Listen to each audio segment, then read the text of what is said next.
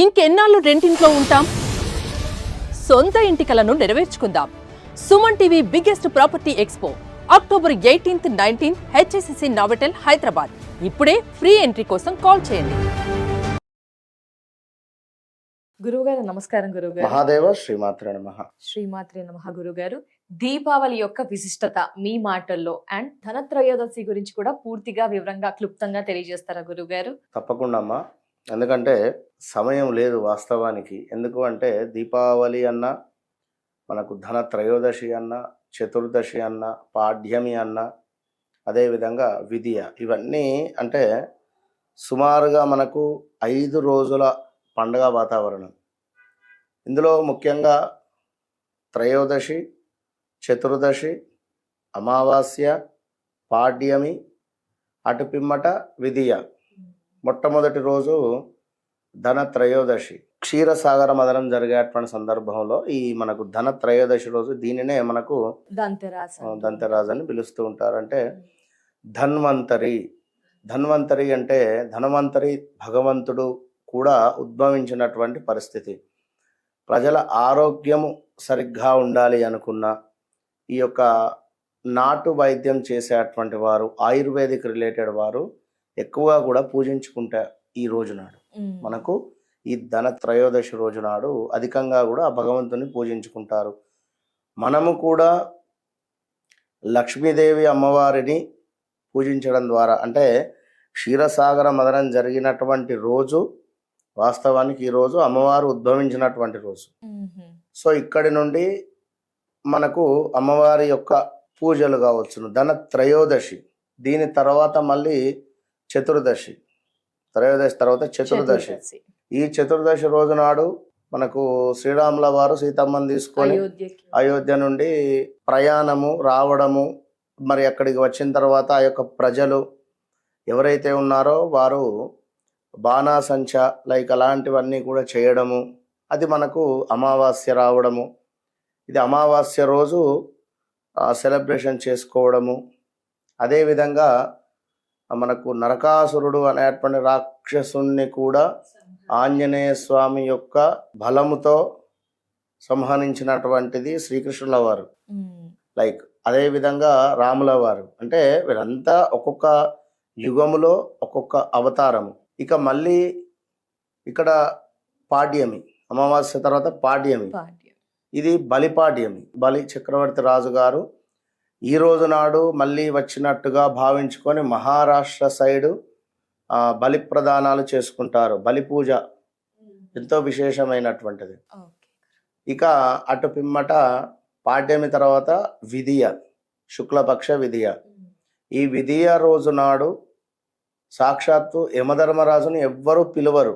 ఎందుకంటే యమధర్మరాజు వచ్చాడు అంటే మరణమే కనుక యమధర్మరాజుని ఎవరు పిలువరు. అలాంటి యమధర్మరాజును సాక్షాత్తు వాళ్ళ సోదరి యమున పిలిచినటువంటి దాఖలాలు.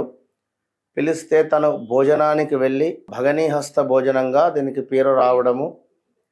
అదేవిధంగా ఈ రోజు తను వెళ్ళి చక్కగా స్నానాది కార్యక్రమాలు చేసుకొని పట్టు వస్త్రాలు ధరించి చక్కగా నుదుటను తిలకం పెట్టి వాళ్ళ యొక్క సిస్టరు యమధర్మరాజు గారికి ఈ విధంగా చేసి తనకు చక్కటి భోజనాన్ని ఏర్పాటు చేసినటువంటి రోజు మనకు విధియ. ఇది శుక్లపక్ష విధియ. ఇది కార్తీక మాసము ఇక ప్రారంభంలో వచ్చేటువంటి విధియ. ఇట్లా 5 రోజులు మనకు ఎంతో అద్భుతమైనటువంటి పండుగ.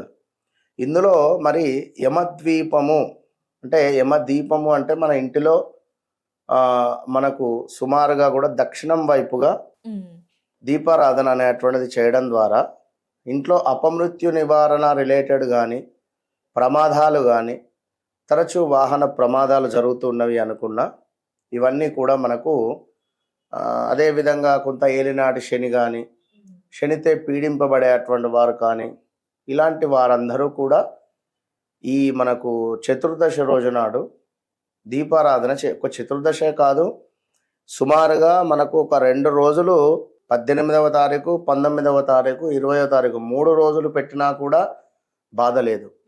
దక్షిణం వైపుగా చక్కగా ఒక పీటను ఏర్పాటు చేసి దానికి యమదీపము అనేటువంటిది పేరు పెట్టుకొని చక్కగా ఒక మట్టి పాత్ర, అందులో నువ్వుల నూనెను పోసి మంచి దీపాన్ని అద్భుతమైనటువంటి వత్తులు ఒక 3 వత్తులను వేసి దీపారాధన చేసి స్వామికి నమస్కారం చేసుకోవడం ద్వారా ఇంట్లో గొడవలు కానీ ఇంట్లో అశాంతి నుండి మనము ప్రశాంతమైనటువంటి వాతావరణానికి వచ్చే పరిస్థితి ఉంటుంది. ఇక అదేవిధంగా ఈ ఈ విధంగా ఇట్లా అయిపోయిన తర్వాత సుమారుగా ప్రదోష కాలములో అమావాస్య రోజు కుదిరితే 4:15 నుండి 5:30 లోపు ఇంట్లో దీపారాధన. 4:15 నుంచి 5:30 లేదు అని అనుకునేటువంటి వారు 7:18 నుండి సుమారుగా 7 మనకు 48 లైక్ 50 లోపు దీపారాధన చేయడం ద్వారా విశేషమైనటువంటి ఫలితాలు ఉన్నవి. ఏది మనకు అమావాస్య రోజు నాడు. ఇక ధన త్రయోదశి రోజు కూడా అమ్మవారిని కొలవడమే.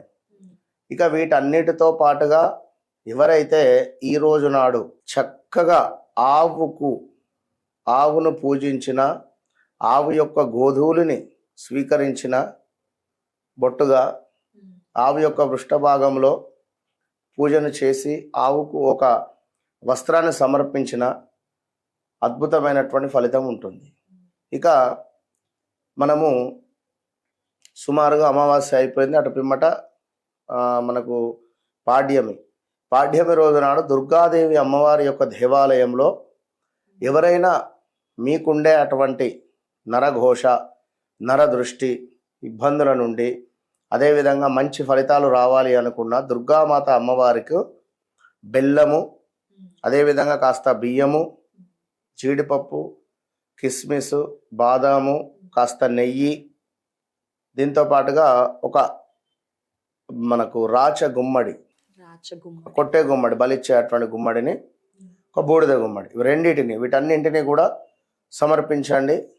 లేదా మీరే ఒక గుమ్మడిని అమ్మవారికి చక్కగా కూడా చూయించి, కర్పూరం వేసి చూయించి, దిష్టి తీసి కింద కొట్టేసి రైట్ ది రైట్కు పెట్టి ఎంబడే నిమ్మకాయని కట్ చేసి మళ్ళీ రైట్ ది రైట్కు పెట్టేసి ఒక కొబ్బరికాయని కొట్టి నమస్కరించుకోండి. ఇక్కడితో ఈ 4వ రోజు పూర్తి అవుతుంది. 5వ రోజు చక్కగా కూడా మీ సోదరులు, మీ అన్నలు, తమ్ముళ్ళను, సిస్టర్స్ ఎవరైతే ఉంటారో వారు చక్కగా కూడా పిలిచి వారికి ఆతిథ్యం, బట్టలు కానీ మీ స్తోమత మేర చేయడం ద్వారా ఇంట్లో మీకు అపమృత్యు నివారణ కావచ్చును. అదేవిధంగా వాళ్ళ ఇంట్లో అపమృత్యు నివారణ దోషాలు తొలగిపోయి మంచి ఫలితాలు ఉంటవి. ధన్యవాదాలు గురువుగారు. దీపావళి యొక్క విశిష్టతను తెలియజేశారు. ఆ 5 రోజులు కూడా ఏ విధంగా చక్కగా పరిహారాలతో తెలియజేసినందుకు ధన్యవాదాలు గురువుగారు. నమస్కారం. మహాదేవ.